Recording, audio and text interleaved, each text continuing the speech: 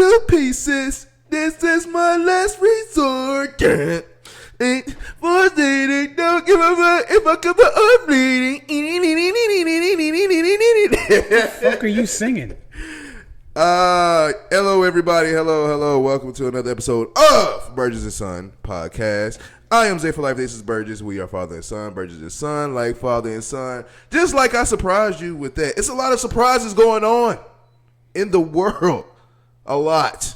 But especially in the sports world. That's what we're here to talk about. For sure, we're going to get into a big surprise. But one surprise that happened last night, too. Officially, John Jones retired. A lot of people are saying that he retired because he's ducking Tom Aspinall.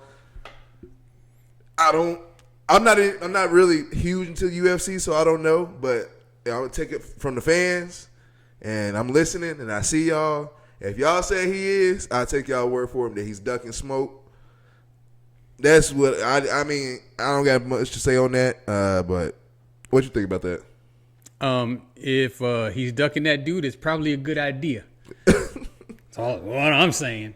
Because he is getting older, though. Yeah. So I mean, it sometimes it's time. You know that he's overcome a lot of challenges already and done so much in the sport. I mean, you want to go out standing up, not laying flat on your back. So it might be a good idea to duck him. He's made his money. Yeah. But that's what the streets are saying, that he's ducking smoke and all that's going on. So I'll take y'all word for it. But he's officially retired. He's somewhat stepped away and came back before, but I don't know if he'll come back, but we'll see. I feel like if the fans call it out enough and people call it out enough and then the money's right, he'll probably come out of retirement and make that fight. But it has to be a lot. Another surprise in the world by a man his name is Kevin Durant, just got traded to the Rockets from the Suns, and the Rockets send Dillon Brooks and Jalen Green and 5 second-round picks for the Kevin Durant extravaganza. And this year's first-round pick, too. Yes. Oh, yeah, number 10, right? Mm-hmm. Yeah. Okay, first and foremost, for people that don't know, I am a Kevin Durant fan. Been a Kevin Durant fan for a minute. Love Kevin Durant. Everything that I feel like he's got in his career, he deserved. I feel like he's one of the best scorers to ever touch the basketball. Definitely a top player in history. There's only so many people that you really can't count on both hands how many people score over 30,000 points, and he's one of those players. And so I love KD, but Rockets got to be smoking something. You got to be smoking something, because not only do you give away one of your future players in Jalen Green, you gave away number 10 overall pick and 5 second-round picks. And Dillon Brooks. And Dillon Brooks ain't no. No, yeah, he's not a scrub. No. What? Look, I understand why Phoenix did it. Mm-hmm. And for Phoenix, this is the biggest win they could possibly have. So you're getting back a potential superstar in Jalen Green. Yep. You're getting back a very, very good role player in Dillon Brooks. Good defensively, decent three-point shooter, decent leader. You're getting the number 10 overall pick, so you're getting another, good young player. Yep. And then you're getting 5 second-round picks. Now, the problem is that their roster is loaded with 2 guards. So, but those 5 second-round picks, and even with that first-round pick that they got, you can swing a deal to bring in, a front court player. Yeah. To kind of round out your roster, but more importantly, you get rid of Kevin Durant, who was unhappy and didn't want to be there. Anytime you have somebody who doesn't want to be in your organization, you have to make a move. You got to get rid of him. And Kevin Durant was on the last year of his contract. So he was 1 year away from walking. Yeah. And they get nothing. So big win for Phoenix. Houston, obviously, this is a big swing for them. They obviously feel like this puts them over the top and puts them, square in the middle of, title contention. Yep. Getting to the finals, winning the finals. Mm-hmm. I don't know if it does that. they're definitely mortgaging their future to some degree because Kevin Durant is 36 years old. Kevin Durant over the last few years has not been able to stay healthy and stay on the court. Yeah. So it's kind of questionable whether this will pan out for Houston. Now, if it does, obviously genius move. If it doesn't, they're going to be paying for this for years to come because Jalen Green is going to be a star in this league. So, dude, would you say this is kind of really a do or die kind of move right now? I would say so. I mean, it's definitely a gamble. Without question, it's a gamble. I mean, besides that, think about this. I just said that Kevin Durant was on the last year of his contract. Suppose he don't want to re-sign with Houston. Yeah. Then what? Look what all you gave up for him to be there 1 year. 1 year. And, you know, if he wants to leave, it's probably because you guys failed in the playoffs. So you gave up your future for a 1 year failure, if that happened. So is it still considered a failure if they, let's just say they get to the Western Conference Finals and lose? Is that or even the finals and lose? Is that still a failure? I wouldn't say so because they still have, you know, a good young core that's going to be getting better even as Kevin Durant, you know, continues. Well, I mean, he's not even really in decline right now. His issue is just staying on the court and being healthy. But that doesn't get better as you get older. Yeah. But, you know, they do have a good young core of players who can, you know, who have room for improvement that can pick up the slack. Mm-hmm. So potentially it may work out for them in the long run, even if KD himself doesn't do well there or if he decides to leave. But it's definitely a big swing. I would have, if I was Houston, I would have made some moves, but I wouldn't have made a move for Kevin Durant. Yeah. Yeah, I mean, you know, you got to try to improve your team, but I don't know if giving up, you know, what most people would say is at worst their second best player, maybe their best player, definitely the most talented player. Yes. I don't know, and he's, what, 23? If he's that old? I'd say about like 24, 25. Yeah, I mean, I wouldn't have gave him up for rickety Kevin Durant. And I love Durant, too. I think he's great.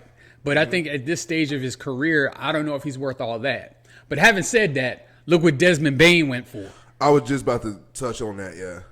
Like, because the way that it seems, like these trades, like the Kevin Durant trade, 5 second-round picks, and the first number 10 pick this year, and then 2 players, I literally would look at that and say, okay, they got Devin Booker. No, they got Kevin Durant. Same thing for when I saw the trade of 5 first rounds, one's a pick swap, and 2 players for Desmond Bane. I literally thought they traded for Ja. And then when I read it, said Desmond Bane. There's nothing wrong with it. I love Desmond Bane too, but it's just like, I think Orlando wanted to get out from the KCP contract. Like, he was terrible for them last year. Yeah. Like, he was awful. He had the worst year of his career. And they paid him a bucket load of money, and you can't be trash and make a bucket load of money. So I think that was their motivation, part of their motivation, and why they had to give up. Memphis had to give up. Orlando had to give up some of them picks, is so that Memphis, you know, has a reason to take on that terrible contract. Yeah.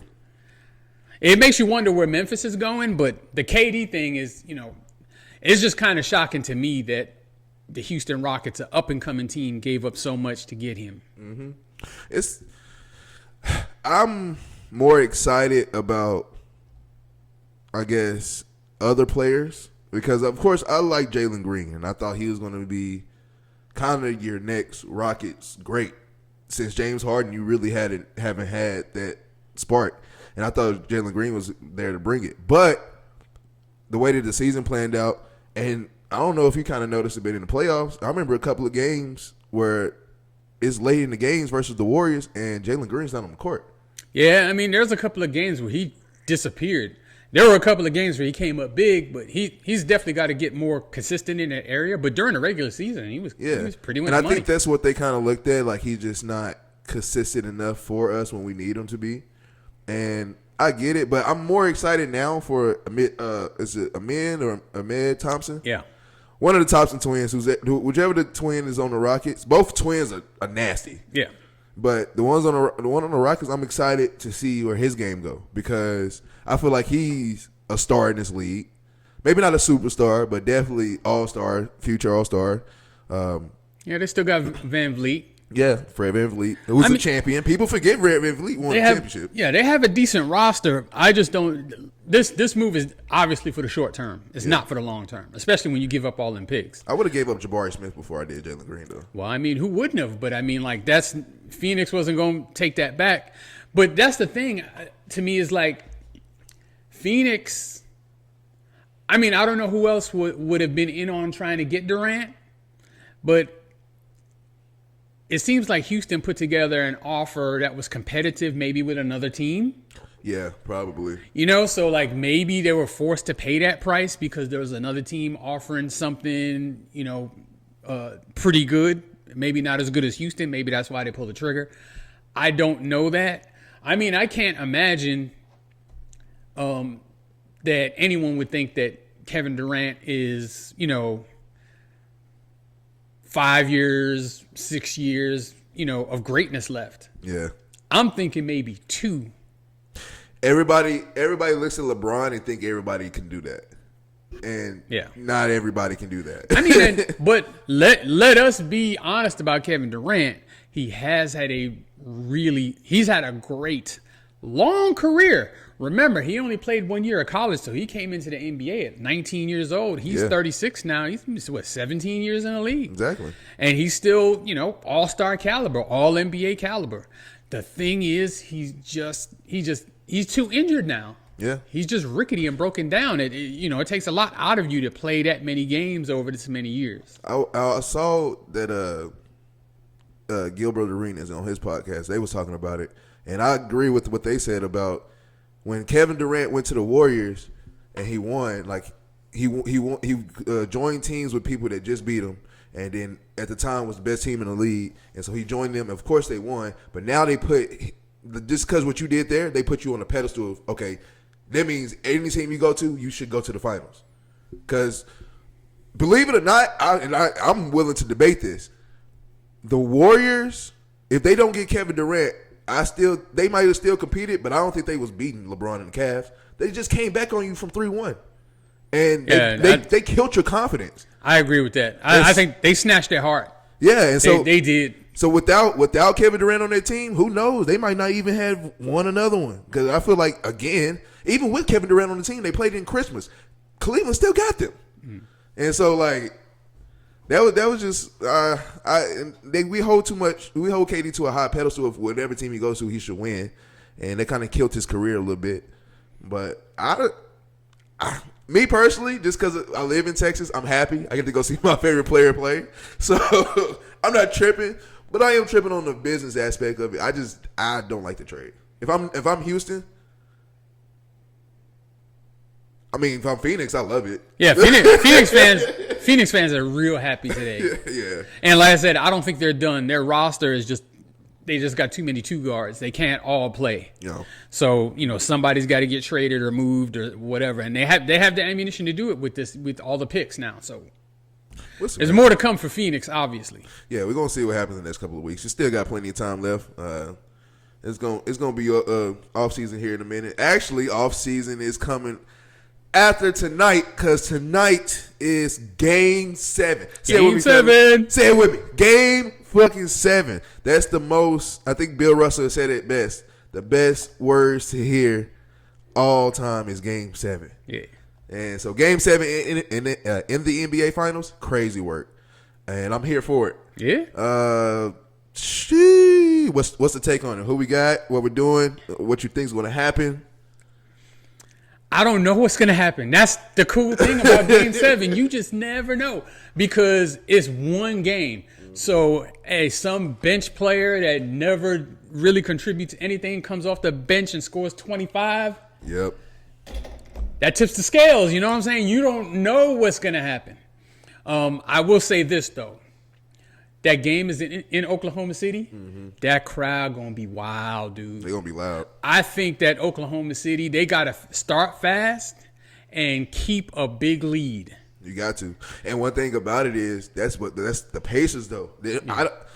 I believe so much in the Pacers of I don't care how much you up by. You better literally be up by that much when the buzzer sounds, because if you give them a chance. That's what I'm saying. if it's a close game, you have to go with Indiana. Yeah. You just do, because they've shown that they're made for this. They're built for this. And they will break your heart. Break your heart. And don't let there be like 5 seconds left and Halliburton got the ball in his hands. Oh my God. And it's 2 points or 1 point lead. You're going to lose. Mm-hmm. The boy's bad. Now, of course, there is, he's a little injured right now. So, but for that one moment, I'd take him over just about anybody in the league. From what I've seen this postseason, he's done it every single round. Shit, what time is it? It's about 1:45. I know for a fact right now he icing and heating the fuck out of that calf. Oh, man. he's in the medical room. He's probably been getting treatment full time, 100% of the time since the last game. Yeah, for sure. Dude, I actually said this, and I'm gonna say it again. And you just actually said it with 3 seconds left. Tyrese Halliburton got the ball. If this motherfucker finds out and pulls out another trick out of his ass and hits a game-winning shot in Game 7 in Oklahoma City in the finals, gotta be talked about as one of the greatest finals runs ever. Gotta be by a player. Because nobody, first of all, you already disrespect, not us, but people disrespect Tyrese by saying he's not a star at all. Not even, he's not a superstar, but to say he's not a star in the league at all, disrespect. They win not because of Tyrese Halliburton, but everybody else. I'm like, without Tyrese Halliburton, they probably barely skidding out of the first round. I look at it as, and I feel like Dirk Nowitzki has the best finals run of all time, in my opinion. The people he went through. I agree with that. He cutthroated a lot of people. I agree with that. Kobe just came off a championship, beat them, and then swept them. Who was KD and the Thunder? That was a young KD Thunder that was team. 4-1. And then you go to the finals with arguably one of the best teams ever assembled, Big Three, LeBron, D-Wade, and Chris Bosh. Beat them too. Beat them in Miami. Like you won all the key games in Miami. So that, to me right now, Dirk has the best finals run. I'll give you Dirk having the best finals run. But let's take a look at Tyrese Halliburton's run. Mm-hmm. All right, so first round took out Giannis. Yep. In 5 games. And had a miracle comeback in one of them games. Yep. Game winner in that one. Second round took out Cleveland, who was the number 1 seed in the East, and took them out game 1 with the game winner. And Donovan Mitchell went off in what? It was game 1, wasn't it? Well, no, he went off in multiple games. I think he missed a game, but there were a couple of games where he played where he scored 40. Mm-hmm. But anyway, they took out the number 1 team in the East. Mm-hmm. Then they take out the Knicks, with the Knicks coming off of beating the Celtics. The Knicks just beat the defending champions. And now they're in the finals. They had a miracle win in game 1. And now it's come down to game 7. And this is the best team in the league. Yeah. So they would have beat 2 number 1 seeds. Yep. A number 3 seed. Mm-hmm. Who beat the number 2 seed. Yeah. And then I think and you beat arguably one of the best players in the league in Giannis. Right, and then you took out 2-time MVP and champion Giannis. Man, that'd actually be a coin flip with Dirk. I'll go with you on that one. I would definitely go with you on that one. I think it's just when you break down the whole story about it, and like it's literally textbook. It's like this is written. Like this is crazy. Tyrese Halliburton is having a great run, and I hate that people hate him. Or not, they just not just hate him, but just hate on. I don't hate him, but here's the thing: Indiana's not, one of the franchises with that kind of cachet. You know what I'm saying? They're not the Lakers, they're not the Celtics, they're not the Bulls. Yeah. Hell, they're not even the Spurs. But it's just I think the NBA isn't like the NFL, where Green Bay is like a small town with 90,000 people in it, but they got fans all around the world. Yeah. It ain't really like that for the Pacers. Like Pacer fans are like from Indiana. I was like, in Indiana. So it doesn't have they don't have that global appeal, and their players aren't going to have it either. So I think that factors into it somewhat. But I think people who know basketball and love and appreciate basketball, they know Halliburton he's that dude. Yeah. They know that. But don't sleep on Pascal Siakam. Please If don't. I'm OKC, that's who I'm really worried about. Yeah, for sure. That's what I'm really worried about. See, people forget about those type of players. Pascal Siakam, Fred VanVleet, they're champions. And it ain't like you can say, oh, well, they was riding on Kawhi Leonard's coattail. No. If I remember, game 1 of the NBA Finals versus the Warriors, Pascal Siakam dropped 43. And no, that's riding the coattail. No. Hey, he was the MVP of the Eastern Conference Finals. People still question that. But, I mean, I'm just saying, you can't sleep on him. You can't just focus so hard on Halliburton that you forget about him. I think Pascal Siakam is probably the most consistent player on the Pacers. He's consistently doing something. Yeah. Speaking of hate, Caitlyn Clarke hate is crazy. Now, everybody, you know what's so crazy, though? The Caitlyn Clarke and Angel Reese thing, it's so bad to where it ain't even just them beefing. It's everybody else is beefing for them. And it's just why? But it goes all to the Caitlyn Clarke hate. I hate it. What do you think about it? First of all, I think it's crazy how the WNBA players hate her so much, hate Caitlyn Clarke so much. Yeah, it's good. Now, I understand if you're not a fan of hers or you're not a fan of the Indiana Fever or whatever, how you would hate her or not like her. Yeah. Because, she's killing your team. Yeah. But, dominate. if you're a player in the WNBA, you have to love and appreciate what this woman is doing for the league. Man. Dude, she has put more eyeballs on that league than anybody Ever. And Ever. I'll be honest, I'm a Maya Moore fan. I'm a Candace Parker fan. I've watched them all the time, but when it comes to impact and why are you watching this, Caitlyn Clarke is the reason why I'm watching. And, of course, they want to say, they meaning other WNBA players want to say, oh, she's not the whole league. People don't watch just because of her. That is partially true. No, they don't watch just because of her, but she is by far the number one reason. Yeah. And the sooner, you accept that, I think your life would be easier. Yeah. This is what she's doing for the league. So we're talking about a league that loses money every single year. That league has been in existence since 1996, I believe. Mm-hmm. And it has lost money every single solitary year. Every year. It is subsidized by the NBA. I would say meaning the NBA that gives them money. NBA gives them money to stay afloat, to stay in business. And, of course, there's a lot of talk about the pay disparity. If you name, just a random NBA player, maybe seventh or eighth on the bench on any given team, he makes more money than every player in the league combined in the WNBA. But there's a reason for that, because there's not enough eyeballs on the NBA. There's not enough on the WNBA, excuse me. There's not enough people going to the games. There's not enough people watching on TV. There's not the revenue to support the women making more money than they're making. So if I am in a WNBA and I'm making $76,000 a year, and just for reference, me and you make more money annually than a WNBA player. That's crazy work. Crazy work. Now, of course, a lot of people say that's unfair, but all of that is, everything's revenue based. If you bring in the revenue, you make more money. Make more money, yeah. So who's helping you bring in more revenue than Caitlyn Clarke?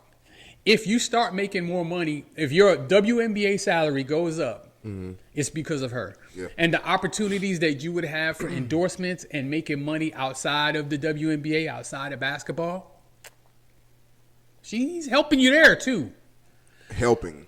So I don't understand why they're so mad at her. I mean, at least publicly, she's not, being arrogant or anything like that to turn people off. I don't know what gets said on the court, but I mean, on the court is different. It's I mean, different. Yeah. It's when like, you're in the heat of battle, you can't take that personally. But I think that a lot of the WNBA players are frustrated, just kind of overall that they don't get the attention that they think they deserve. Yeah. But Caitlyn Clarke's going to help you get it. Now, I'm not saying kiss her ass or anything like that. No. But, I mean, I've seen games where it's pretty obvious they're trying to take that woman's head off. Yeah. They're trying to hurt her. So, I don't know if, for the league's sake, that's the best thing to do. I'll give you a comparison. There was a time where the NBA was in a lot of trouble. Yeah. Financially. Oh, yeah, they were in big trouble. I mean, dude, the finals weren't even broadcast on live television. They were on tape delay. Right? Yeah. So the finals, dude. So, then, Larry Bird and Magic Johnson came in and gave it a lift. And then, Michael Jordan took it to another stratosphere and made those guys superstars. Now, he was the superstar. Yeah. But, the other guys, you didn't see them, complaining about Michael Jordan outshining them. Yeah. Hey, a lot of the opportunities that even the modern day players have is because of Michael Jordan. Yeah. There's no Kevin Durant Nike deal. There's not all these shoe deals and all this kind of stuff without Michael Jordan. Yeah. Now, he wasn't the first one to get a shoe deal, but he revolutionized it, just like he wasn't the first great player in the NBA. Yeah.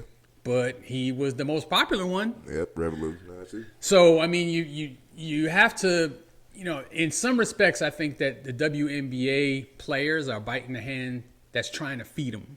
Yeah. And I just think that's dumb. It is. I don't see why it comes about. I don't see why the hate comes, and I don't know where it comes from, but it comes from somewhere, and a lot of people do hate, and it is what it is, and I like the fact of, really, to be honest, what I love a lot is that Caitlyn Clarke takes it and is keeping pushing. She don't care. And I'm not saying that she don't care, because you do. You do see those little comments and see those people, what people are saying about you. Mm-hmm. And kind of like how LeBron does it, you take it as a good thing. Like, yeah, I'm so important that you talk about me, and you hate me so much that you talk about me. Yep. And so your name going to be in their mouth regardless. So they just talk about it regardless. And then the fact that you just take it and you keep going and you keep playing, and not only keep playing, it's not affecting you. Like, you going, she's still going, dropping 30. She just got back from an injury. First game back, dropped like 34. Like, and she just had a triple-double a couple of games ago. Crazy. And have you seen that graphic of, like, I think it was Sue Bird had 10 triple-doubles, and it took her all those games, and it took Caitlyn Clarke like 40-some games to hit 9 triple-doubles? Yeah. It was like, dang. So, yeah, the hate is going to come, and the hate is here, but the fact that she keeps her head on the swivel and keeps going, that's what I admire, and that's what I appreciate. I do agree that everybody kind of needs to, at least you can hate all you want, but at least in public while the camera's on you, show appreciation.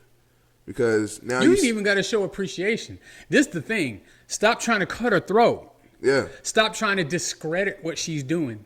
Stop trying to discredit her impact. Mm-hmm. That's all I would say. I mean, you can not like her all you want, and you could compete hard against her. Please do. I mean, that's what we all want to see. Mm-hmm. But, I mean, just this, trying to belittle her and downplay, her impact. Man, dude, we're actually starting to watch the games now. Yeah. You can't downplay that woman's impact. You can't.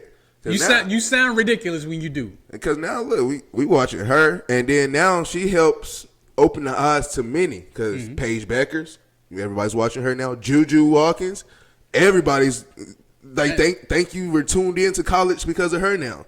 And let's not forget about the best player in the actual best player in the league. Asia. There you go. Yeah. Asia. Let's not forget. I mean, and, she's gotten some opportunities too for, endorsements and commercials and that kind of thing. She just had her signature Nike shoe. Yeah. So, like, I wish if I was in control of the WNBA, or if I had some impact to be able to advise them, I would just say, look, chill out on all that. Just stop it. It's silly. It's silly. It's playground bully type stuff, and nobody likes that. And you just digging yourself a hole. Hey, I would love to see in the future, though, Caitlyn Clarke and Asia Wilson team up. That would be crazy. Now, that would be triple doubles for Go Lord. That's Shaq and that's really Shaq and Kobe. Yeah. Put that together. All right, y'all already know what time it is. Time for the best segment in the world. Soon to be known to the world's best segment in the world. Way Back Wonders. If you are new here, Way Back Wonders is when the OG tells the young buck stories about past athletes that either I just didn't know existed or I was just too young to understand. And I'm older now, so I do understand. All right, who's today's Way Back Wonder? I'm excited about today's Way Back Wonder because I've been a big fan of this guy for a long, long time. From when I very first started watching baseball. Okay. His career kind of paralleled when I started watching. Oh, okay. And I'm talking about Mr. Padre himself, Tony Gwynn. Okay. One of the greatest hitters baseball has ever seen. He did pass away from cancer in, I think, 2014, 2016. It was a while ago. Damn. But and I'll get into that later. But we're going to talk about his life and baseball career. So one thing that a lot of people don't know about Tony Gwynn is that in college, he played basketball and baseball. And he played I know he played in San Diego. I think it was San Diego State. He was a point guard. Oh, shit. And one of my favorite stats about Tony Gwynn ever is he had more career assists in his 4 years playing point guard than he struck out in the major leagues over, I think, a 19-year career. Damn. Like, the guy he was a great hitter. You could not throw the ball by him. Now, he wasn't the type of guy that's going to, hit 40 home runs or anything like that. Yeah. But he's going to consistently put the ball in play and make your defense have to do something. So you automatically low-key got a base hit every time? I mean, a whole lot of the time. And you weren't striking him out. And I mean, like, the worst thing you can do as a batter is to strike out. Yeah. Because almost any other out has the potential to still help your team. If you fly out and there's a guy on third base, he can tag up, maybe score. If you hit a ground ball and there's a runner on second and you hit it to the right side of the field, maybe he can advance to third. There's a bunch of positive things that can happen on an out unless it's a strikeout. So, nowadays that's what everybody does. You're swinging for the fences every time. You either hit a home run or you strike out. Yep. And he just didn't strike out. The guy was phenomenal. There was another stat where he faced, I think, 4 of the best pitchers, like in his era. I think it was Pedro Martinez, Greg Maddux, Tom Glavine, and John Schmaltz. And he faced them all a total of like 400 and something times. He struck out 3 times. Damn. 3. Damn. 3. Now, as someone who played baseball when they were younger, I know how hard it is to protect the plate, especially when you have 2 strikes on you. So when you have 2 strikes on you, you're on guard because if it's close, you feel like you have to swing because you don't want to get called for a 3rd strike. Yeah. You at least want to go down swinging. Yeah. He had the best batting average ever for someone with 2 strikes. He hit 302 with 2 strikes. You got people that never hit 302 in their lifetime. Yeah. And like usually that batting average is usually around 190, 185. Like you're in a bad way when you get 2 strikes on you. Yep. And like he just thrived in it. He played in 2 World Series. Unfortunately, he did not win one. He played in World Series in 1984 against the Detroit Tigers. Okay. And that Tigers team loaded. Yeah. And they got beat, and then he played the Yankees. Yeah. like with Jeter and Mariano Rivera and all them guys. I feel like it's only like a couple of years you can say Yankees wasn't good, but majority of the time they've been alive, or existing. They've been good. For that World Series, and like actually that World Series, I think Tony Gwynn had his best year that year, and probably had his best team that year, but they just weren't any match for the Yankees. He made, I don't know how many All-Stars. I mean, it's definitely double digits. I'm a guesstimate and say 14. It may even be more than that.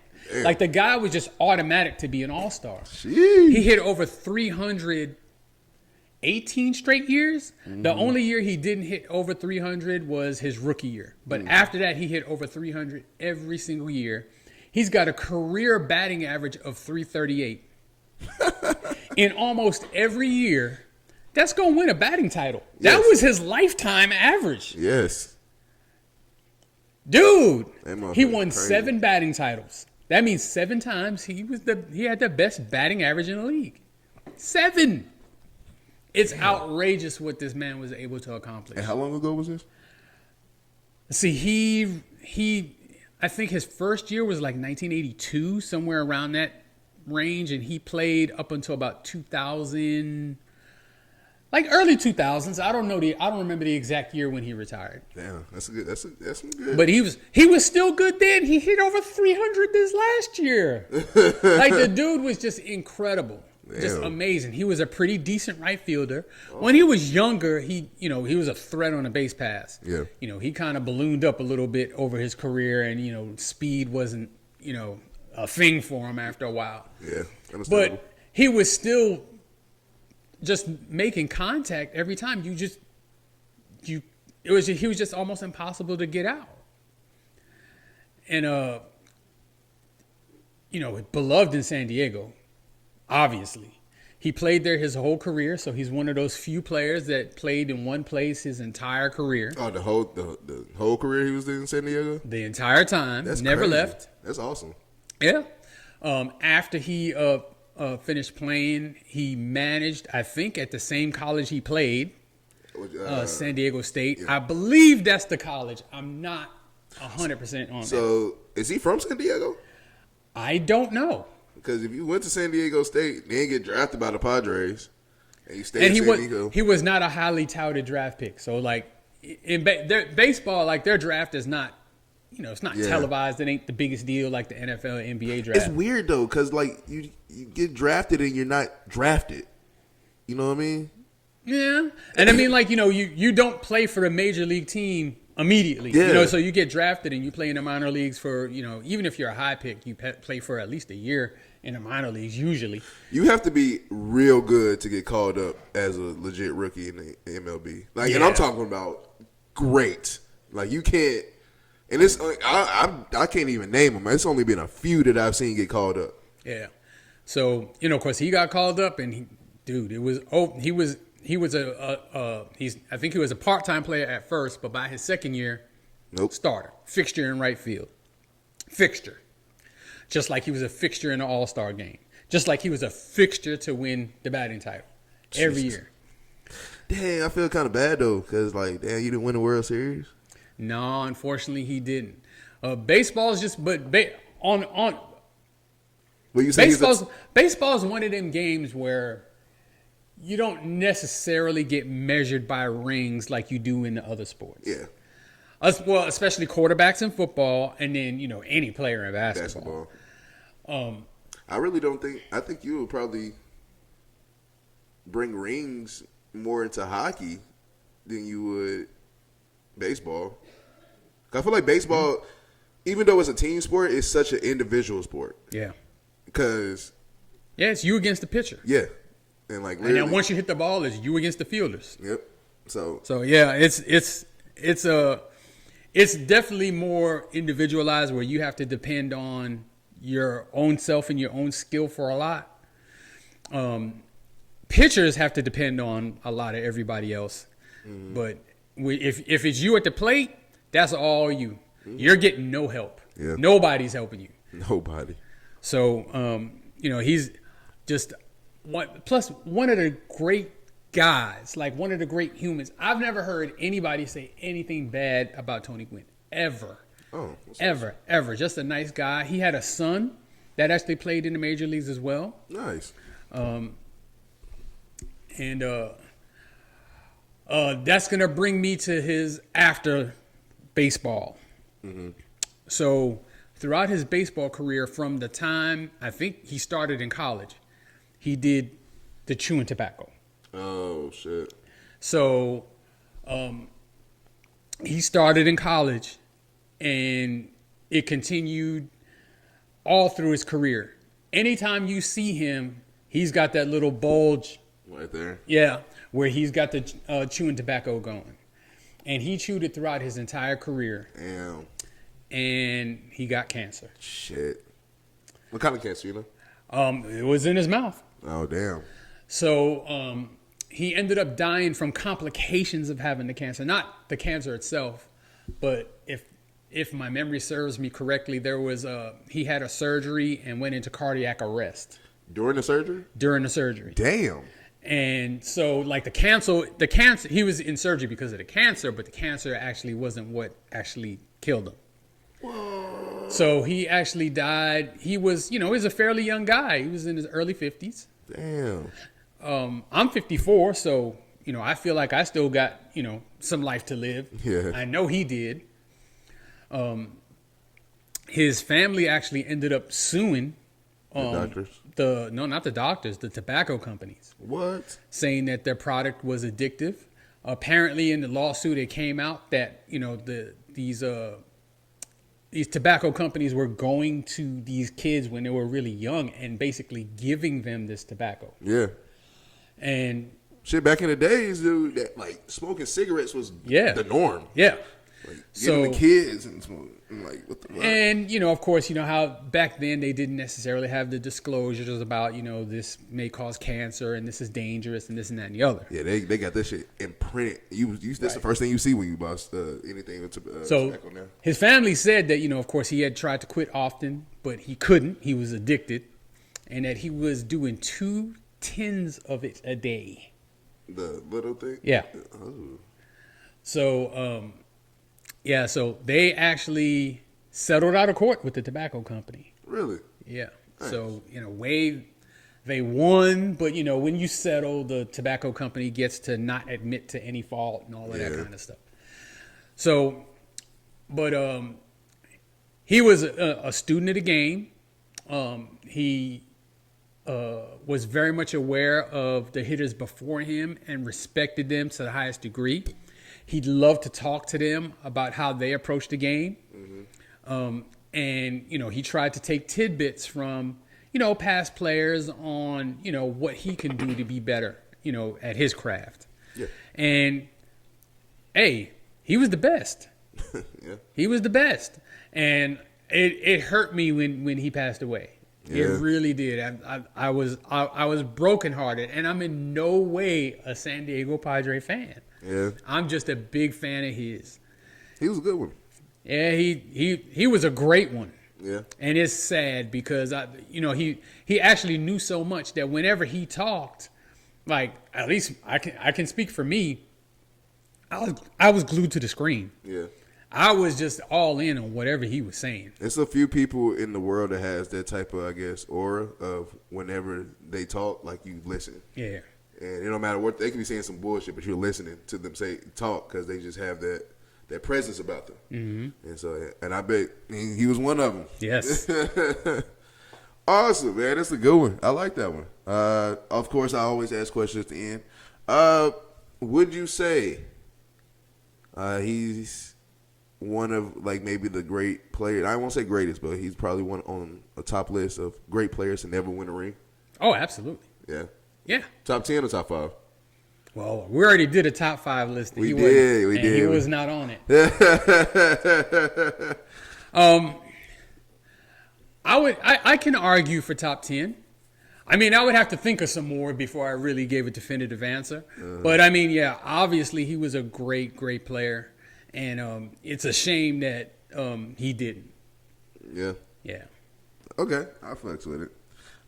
You think, so with the way the sports goes on today, do you think he would probably be a better player today? Yeah, I mean, I think he would be just as good because his approach to the game. So he made the pitcher work. Okay. So, you weren't just going to throw him, bounce balls in the dirt and, throw high and tight and, some of the stuff that a lot of these hitters fall for nowadays. Yeah. He was going to make you throw a strike. And if you threw him a strike, he could hit it. And he was left-handed. He had no problem going to the opposite field and hitting it there. He could hit it in the gap. He could hit it to right away. He could hit for power. It just wasn't what his goal was. Mm-hmm. So I think he'd be every bit as good. He's just one of them types of players where it would work in any era. Just because of how, dude, you can't throw it past him. You can't. It's impossible. Just one of those days. Yeah. He's a good one then. I like it. I fucks with it. Definitely gonna look more about him. Tony, what's his name? Tony Gwynn? Tony Gwynn. Okay. We're gonna look more. Shout out to Tony Gwynn. Rest in peace to Tony Gwynn. And shout out to his family, man. Getting that settlement, that's crazy. I didn't know that story happened. Sued the tobacco company. Mm-hmm. I thought they was gonna sue the hospital or the doctors because damn, cardiac arrest and surgery. Yeah, I can't even imagine that. Well, I mean, he was in rough health. After he finished playing, he gained a lot of weight. Oh, okay. So, I mean, I don't know if that had a factor in the cardiac arrest. Yeah. But, I mean, the cancer was a problem before that because I think he had it, beat it, and then it came back. Damn. And I don't think he ever stopped using the tobacco. So, I get it. All right. You already know last topic of the day is the list of the week. List of the week is we pick a top 5 list of either categories we decided on or the fans you decided and picked for us. Today's list of the week is top 5 father and son sports combinations. So fathers who played in the league and then their sons stepped foot and followed them and played in the league as well. Who's the top 5? All right, number 5, we have the Currys. Hey. Del Curry, Steph Curry. Now, of course, we know Steph Curry is just the best shooter that's ever lived. Mm-hmm. His father played in the 80s and 90s and was also an outstanding shooter. He was one of those first kind of, yeah, just pull it. Like you one of the ones that just shoot that thing. Yeah, and of course, back then, it was more about the big man and getting it down inside, and so his style wasn't as appreciated as especially not as appreciated as his son's. Yes, and he definitely wasn't as good as his son. I'll say that. Yeah, but I mean, he was a pretty good player. His Del Curry, his father, did win a 6th Man of the Year award. Oh, okay, with the Charlotte Hornets. He came off the bench for most of his career, but, he was a really steady scorer, 12 to 15 points a game, pretty much every year. And deadly from 3 when he was allowed to shoot it. Back then, like I said, they didn't pull the trigger on it a whole lot, but they kind of limited what you were going to shoot. Yeah, you can't shoot more than this many. He had as green a light as anybody. Yeah. And then, of course, I know I don't need to really say anything about Steph. Yeah. So that's number 5. Steph has single-handedly changed the game of basketball. Yes. Single-handedly. Yes. Hey, would you say that Del Curry kind of has the same? Him and his other son, Seth Curry, kind of have the same career. He's had a better career than Seth. You think so? Yeah. Okay. Seth's bounced around a lot, but Seth can play. I don't understand why he gets traded. So I think it's just because he's smaller. So, hey, I say, defensively, he's kind of a liability. I say forget about it, man. Just go ahead, bro. It's the end of y'all years anyway. Put Steph on the Warriors with Steph. That would be cool. That's the real splash, that brother. Would be cool. That'd be cool. All right, so moving to number 4, we go into the world of hockey. Okay. And the number 4 all-time best father and son duo is Bobby and Brett Hull. Okay.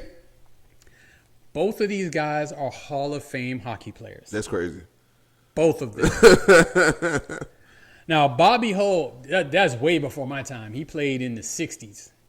And and early 70s. And I didn't even, I mean, to this day, I don't watch a whole lot of hockey. Yeah. But I didn't even follow hockey at all until the 80s. And I think by then, if he was still playing, you know, he wasn't a big factor. Yeah. But I did look him up, and like he did things that no other hockey player had done before him. He was definitely an all-time great. Now, his son Brett, he's like one of hockey's elite. Damn. Like no question, one of the best players ever. Probably top 10, possibly top 5. He was that good. Damn. So the 2 highest goal-scoring seasons ever were by Wayne Gretzky. The 3rd highest goal-scoring season ever, Brett Hull. Damn. So he has the distinction of being the highest goal-scoring hockey player not named Wayne Gretzky. Damn. So, I mean, that says something. And he had a very long and productive career. As far as championships and all of that, I don't really know. But I just know that both of them are Hall of Famers. And so that must be a cool-ass flex, low-key. Yeah. Like, not only was I good, I got one that looked like me. He's just as good. He's probably better. Like, wow. That's right. That's amazing. All right, so moving to number 3, we go to the NFL. And this is going to be Archie Manning and Peyton Manning. Hey. And why not Eli? Because we're not idiots, and we all know that Peyton Manning was a far superior quarterback to Eli. Yeah. So let's just get that out of the way. Literally, the only thing Eli has is 2 wins over Brady. Key wins. Let's not kid ourselves. Peyton Manning is definitely better. In fact, he's better than Archie, too. But let's not sleep on Archie. Okay. All right, so when he came out of college, he was a number 1 overall pick. He went to the Saints. Of course, they were terrible. You got to be able to he played there for a long time, and they remained terrible, but he was fantastic. They had a team around him that was just straight trash. He got beat up. He was made to shoulder the load. And, you know, of course, in football, you're so dependent on your teammates. You got to have your offensive line block correctly. You need a running game to take some of the pressure off so that they're just not blitzing you every time. You need your wide receivers to get open. You need your wide receivers to catch the ball. You got to have a coach that's competent. He didn't really have any of that. And at least in my opinion, Archie Manning is just a Hall of Fame talent. You know how they say when, you know, it's important what situation you go to when you're drafted? Yeah. He was just unlucky with that. I mean, that's the Saints. The Saints has been one of those teams that they really, I feel like even since I was born, I used to look at New Orleans like they just never that team. The first thing that comes to mind when I think of the Saints now is Drew Brees. Yeah. But before Drew Brees, it's fans with bags on their heads. That's the first thing I think I thought about with the New Orleans Saints. I'm being honest. So I used to like that. What's the quarterback name? His last name was Brooks. Aaron Brooks. Yeah, I used to like him actually. He had a good couple of years. Yeah, I was working with him. And then Peyton Manning, obviously, no doubt, Hall of Famer, top 5 quarterback of all time. Isn't it crazy that Peyton Manning lost to the Saints in the Super Bowl? That is crazy. I wonder how Archie felt that day. I'm pretty sure he would have wanted his son to win. But I guess he was happy for the Saints. I never thought of that. That's interesting right there. He was like, sorry about that, son, while he's waving a Saints flag. Okay, he's like, yeah. Like, what was it? Pull out the Saints logo. Maybe wearing one of them split jerseys. But yeah, of course, you know, Peyton, all-time great. Obviously, you know, one of the most prolific passers ever. Yes. Won 2 Super Bowls, went to 4. Didn't he win like 4 MVPs, 5 MVPs? Nah, actually, if I'm not mistaken, I think he has more MVPs at the time. If I'm not mistaken. Yeah. So, the only thing he don't have more than Brady is rings and playoff success. But Peyton Manning, that he was that dude. Yes. And then to think that there's another son who was also Wait, the father was the number 1 overall pick. Yes. And 2 of his sons were number 1 overall picks. Wait, Eli was the number 1? Eli was the number 1 overall pick. He actually got picked by the Chargers. Okay. And then got traded to the Giants. That's after he what told that the was. Chargers, I ain't playing for y'all. Okay. But that's amazing. And then you potentially have a grandson that's possibly could be the number 1 overall pick. Yup. If he does good in Texas. That would be crazy. So what? The father, your 2 sons, and now your grandson probably potentially number 1 overall picks. It could happen like that. All right. So on to number 2. Back to baseball, and the last 2 are both baseball. Okay. So we have Ken Griffey Sr. and Ken Griffey Jr. Honestly, this is more on the strength of Junior than Senior. Yeah. But Senior was a really good player. Mm-hmm. He was not Hall of Fame or anything like that, but he was a really good player for a long time. Long enough that they actually played together on the same team. Mm-hmm. So in 1989, when Ken Griffey Jr. was a rookie with the Seattle Mariners, his father asked to be traded to the Seattle Mariners so he could play with them. And in one game, they hit back-to-back home runs. Oh, shit. So the father went up first, and he hit a home run. And rumor has it he ran back to the dugout and said, "That's how you do it, son." And then his son stepped up to the plate and hit a longer home run. Said, "No, Dad, that's how you do it." And, of course, I bet they were so cool playing together. Yeah. Father and son, that's kind of cool. You know what? I bet you Ken Griffey Jr. probably didn't like it as much as probably everybody else. Yeah. I don't know. Your dad's there all the time. And at the time, he was only 19. It's not like he was a grown man. Yeah. But in any case, they did play together that year. The Mariners were kind of a mid-team. They were okay. But, I mean, like that obviously is a great moment in history for the franchise and for baseball in general, because I can't think of any other father and son that have played at the same time, let alone on the same team in baseball. Yeah. Of course, we've seen it now in the NBA with LeBron and Bronny, but of course, Ken Griffey Jr. was so great and was on such a pace when he was younger that they thought that he was going to be the one to break Hank Aaron's records for home runs. Like, he was on pace to do that, and he started getting injured. He was a really good, both of them, played outfield and were outstanding outfielders, would track down anything. And I think Ken Griffey's effort, is almost his downfall, because he would run into that wall trying to catch the ball, and that wall won. Majority of the time. Yeah. And so, he had a hard time for a stretch of his career, staying healthy. Mm-hmm. But, he's got an argument as possibly being the most talented player that's ever played. Like, he was great. Like, he's definitely as good a player in his generation as anyone. Yeah. Except for the number 1, where we're staying with baseball. So the number 1 father and son duo of all time is Bobby and Barry Bonds.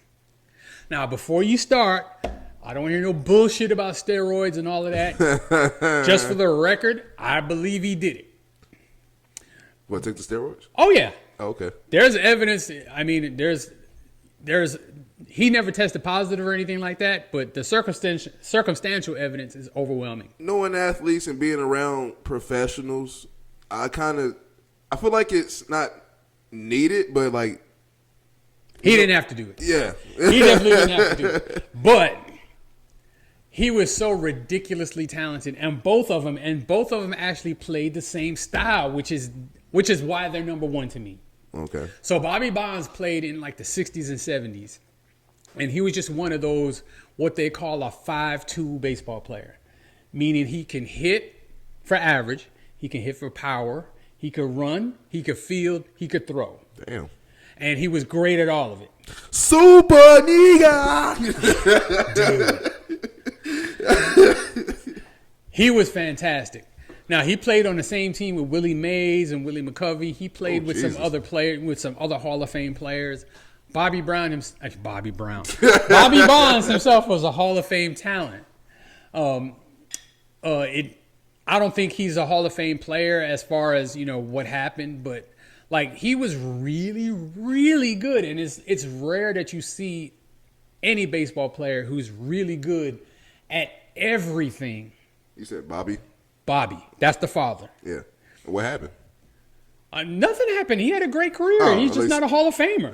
Everybody can't be a Hall of Famer. Okay. I'll say this about baseball. They do the Hall of Fame right as far as making it very difficult to get in. Okay. NBA, obviously, dude, you make 2 jumpers in a row, you can get in the Hall of Fame. But back to the Bonds. Then Barry Bonds comes along. And, like, he's highly touted from Jump Street. So he went to college at Arizona State, got drafted by the Pittsburgh Pirates, came up with them. He has won the most MVPs of any Major League Baseball player ever. Damn. Name a baseball player, he's got more MVPs than they do. 7. 7 MVPs? 7 MVPs. Of course, he is the all-time home run leader with 762. Even over Hank Aaron. Yeah. Yep. And Babe Ruth. Damn. More than both of them. That's crazy. The incredible thing about Barry Bonds, especially later in his career, well, really throughout his career, is that he was a ridiculously disciplined hitter. So he always hit for a high average, and he always hit for power. Mm-hmm. But you just couldn't throw him crap. Okay. Like he was another one, like how I was describing to you about Tony Gwynn, about how he could, he makes the pitcher work. Like he makes you throw him strikes. Mm-hmm. Either you're throwing him strikes or you're letting him go to first base. He's not falling for the okie doke. And later in his career, he was so ridiculously great at that, that he is, to this day, he is the most intentionally walked player of all time. Damn. I think in 1 year, he had 120 intentional walks. You know how scared you got to be of a player to intentionally walk him 120 times? Damn. I remember one time he got intentionally walked with the bases loaded. Damn. You'd rather just go on and give up a run and try your luck on the next guy than to even throw a pitch to him. That's outrageous. He also was a really good. He played left field, Barry. Mm-hmm. He played left field and he was really good in the outfield. Obviously, we all know what he did at the plate. People are gonna try to say that the steroids kind of diminished his accomplishments, but if you took away the years where it's suspected that he did steroids, mm-hmm. he still had more than a Hall of Fame career. Like more than a Hall of Fame career. It's a slam dunk. If he would have retired at like 31 or 32, he's automatically in the Hall of Fame. Damn, man. He played to what, 38? I think he played to either 39, 40, something like that. And really, he could have kept playing. The Giants, he was on the last year's contract. The Giants just didn't renew. And then, because of the whole steroid thing, there was other teams were kind of scared to touch him. He actually could have still played another year or two. See, that's the Barry Bonds that I kind of remember. Like, I remember him on the Giants. Yeah. And so that's what I kind of grew up watching. But even with the because he won, I believe he won 4 MVPs. He either won 3 MVPs or 4 MVPs with Pittsburgh. Huh. And then he went on and won the rest of them with the Giants and was great. He did not win a ring, but he did go to a World Series, and he played great. Damn, like they did not lose because of him. See, I hate when players like that are there. You just can't get over that hump, man. Yeah, and of course, through no fault of his own, the Giants lost that World Series, and I think there was a game or at least 2 games where like they had pretty big leads and blew the leads. So, but Barry Bonds, if you ask me, he's the best player of his generation with Griffey being in there too. Just right behind him. And if you're talking about all-time baseball players, I don't know how you keep Barry Bonds out of your top 5 unless you want to just disqualify him because of the steroids. And, I mean, it's within, everyone can have their own opinion about that. It's just not my opinion. Mm-hmm. But, if you want to disqualify him for the steroids, fine. But from what I saw him do throughout his entire career, and his stats I can tell you that he's the best player I've ever seen play. So, on the strength of that, I think him and his father are the best duo ever. Father and son. Father and son. I feel like Ken Griffey Jr.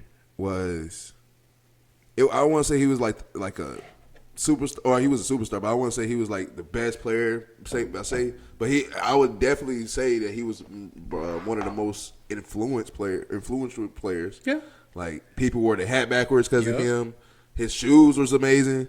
You know what I'm saying? He had swag with it. And he made playing baseball look cool. Sweetest swing you'll ever see is Ken Griffey Jr. Yeah, dude. And he made playing baseball really look cool. A lot of black kids really wasn't playing baseball like that. Then we see Ken Griffey damn, I want to play like him. I want to be like that. Yeah. Man. But Barry Bonds and Bobby Bonds is the best one. Okay, Barry. I feel like, remember that pitcher from the Giants? He played in the 2000s. Lincecum, I think was his name. Tim Lincecum? Yeah. Okay. Yeah. I bet him and Barry Bonds would have been crazy. That would have been a good. Yeah, I don't think they were ever teammates. No, they wasn't. But yeah.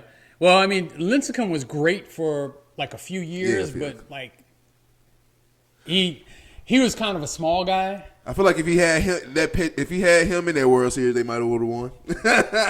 Probably so. I mean, he was a great pitcher. Hell yeah. For the time that he was in the major leagues. I think he only played 9 years or 10 years. Tim Lincecum. So he didn't have a long career, but it was a great career. It was. I'm not gonna lie. I was watching him. I loved to watch him play, and I wasn't really into baseball like that back then. But I was watching him. I was watching a couple of players. Depends on who it was. Of course, New York. Derek Jeter, A-Rod. Yeah, those guys are all great too, but Barry Bonds is taking it. I would take Barry Bonds over any of them. Number one? Pre-steroid and post-steroid. Steroided up. Doesn't matter. Is he number one? Having never laid my eyes on Babe Ruth or Ted Williams, or some of the legendary players, or Willie Mays, or Hank Aaron. Hank Aaron retired when I was a very small child. I never actually got to see him play. Yeah. So I don't know if I can make that comparison and be fair, but Barry Bonds is the best player I ever saw. With your own 2 eyes. Yep. So we get to go see some more greatness this upcoming year with KD and Houston. So we get to see some more great players play. We already seen Brian. And who else played? Victor Wembanyama and Chris Paul. Yep. So that was a good one. Thank you guys for joining us and watching. Burgess&Son podcast is another episode in the books. Even though we didn't do one, I like to say again, and it's too late. Happy Father's Day. Yeah, happy Father's Day. Yeah, we didn't do one last week. Yeah, we sure did. So shout out to all the fathers out there, all the fathers, man. Keep going. You got to get up for work. You got to get this grind on. You got to make this money, make people happy, okay? Shout out to y'all out there. Shout out to everybody that's watching. Thank you guys so much. I'm Zay Filet. Jay Filet. I want some Chick-fil-A now, but it's Sunday. Yep. Good luck with that. I'm Zay for Life, and this is Burgess, and we are out.